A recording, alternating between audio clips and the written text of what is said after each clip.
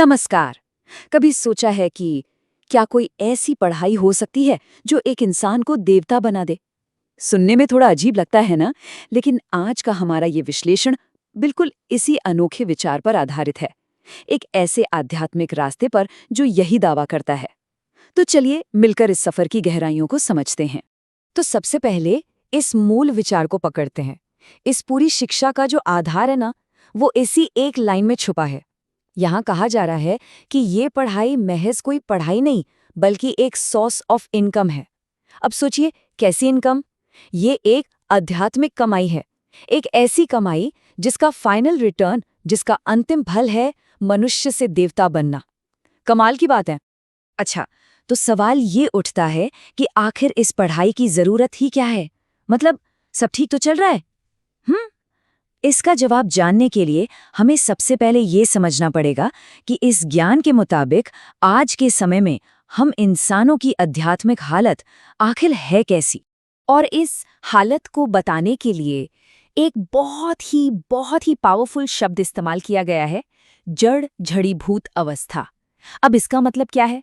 सोचिए, एक पुराना कपड़ा, बिल्कुल फटा हुआ, जर्जर, जो इतना कमजोर हो चुका है कि एक हल्का सा झटका लगते ही तार-तार हो जाए। बस यही हालत बताई गई है। ये दिखाता है कि आध्यात्मिक रूप से इंसान कितना गिर चुका है। तो अब इस बिगड़ी हुई हालत को ठीक कैसे किया जाए?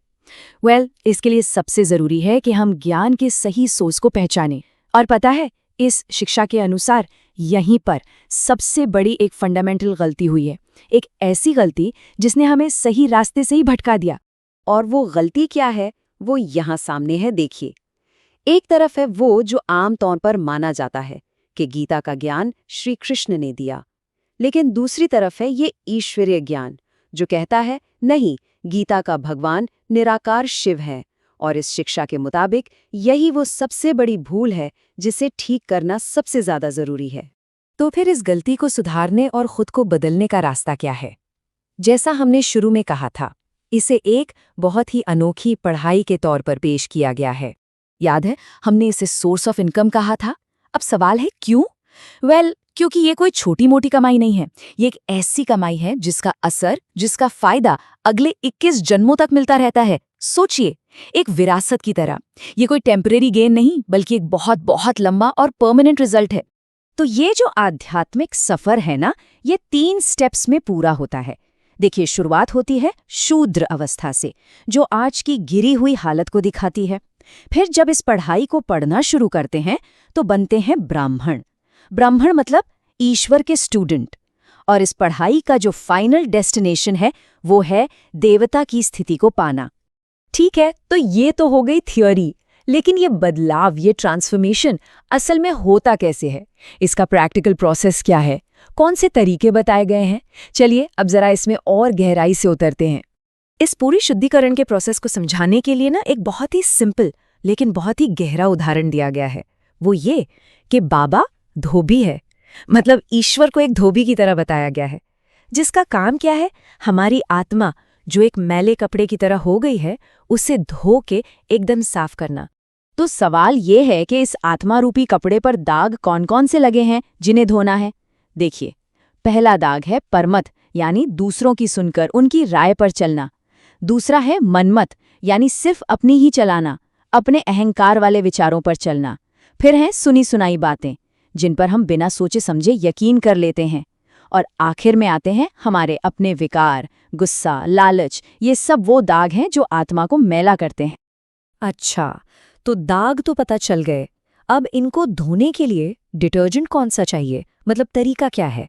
तो इस शिक्षा के अनुसार इसका जवाब एक ही मंत्र में है, मन मना भव। इसका सीधा सा मतलब है अपने मन को सिर्फ मुझ एक में लगाओ, यानी सिर्फ एक ईश्वर की याद। बस यही वो सबसे पावरफुल डिटर्जेंट है जो आत्मा के इन गहरे दागों को साफ कर सकता है। और सिर्फ एक की ही बात क्यों सुननी है? इसकी अहमियत पर बहुत जोर दिया गया है। ये लाइन देखिए, ये एक तरह की चेतावनी है। मन मत पर मत पर चला तो ये मरा। मतलब साफ है कि अगर कोई अपने मन की या दूसरों की डायरेक्शन पर चला तो समझो वो आध्यात्मिक रूप से खत्म हो गया, डेड। तो ठीक है, ये पूरी पढ़ाई कर ली, आत्मा की धुलाई भी हो गई। अब इसका फाइनल आउटकम क्या है? आखिर इस सब के बाद मिलता क्या है? चलिए देखते हैं।